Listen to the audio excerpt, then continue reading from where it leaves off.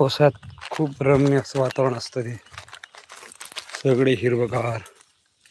आणि वरती चढून जाऊन धबधब्याखाली बसून देवळात जाऊन वरण भात, पिठलं भात काही करून खाणं, झुळके घेत त्याचा वेगळा आनंद तुम्ही नक्की अनुभवा.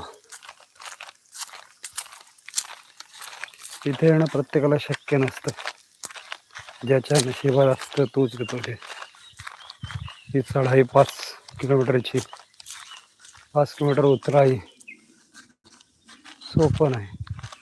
ज्याचं भाग्य त्यालाच आहे लाभतं कार्य. मी भाग्यवान असं म्हणत नाही, काही जवळ आहे ज्यांच्या भाग्यात आहे त्यांना मिळतं हे संतांचं, साधूंचं दर्शन, देवदर्शन असं म्हणतात.